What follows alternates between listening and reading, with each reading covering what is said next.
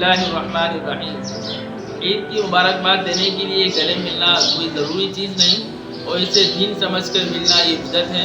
یہ قرآن حدیث صحابہ کے عمل سے ثابت نہیں۔ البتہ اپنی خوشی کے اظہار کے لیے ہم اسے ایک رسم سمجھ لیں، ایک رواج سمجھ لیں یا اپنا ایک کلچر سمجھ لیں تو یہ کوئی اتنی بری بات بھی نہیں ہے، لیکن دین سمجھ کر نہ کیا جائے۔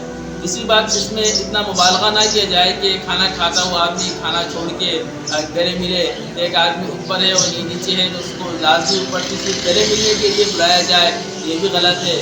اور گلے ملنے کا شریعت میں تصور اس موقع پہ ہے جب کوئی مسافر سفر سے واپس آئے تو آقا علیہ السلام اس سے معانقہ کرتے تھے، گلے ملتے تھے۔ وہ گلے ملنا ایک دفعہ ہوتا تھا۔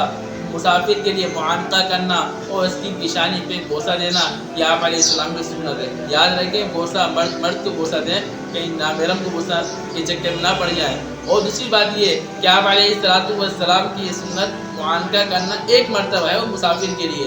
اگر ہم نے خوشی کے موقع پہ معانقہ کرنا ہی ہے تو ایک مرتبہ معانقہ کر لیں، لیکن 3 مرتبہ کرنے کی کوئی ضروری نہیں ہے، کر بھی نہیں، کوئی حرج بھی نہیں ہے، لیکن دین سمجھ کر کرنا یہ بدعت بن جائے گا۔ اسے ہم اپنا ایک رسم اور کلچر سمجھ کر مبارکباد کے لیے کر رہے ہیں، یہ صحیح ہے۔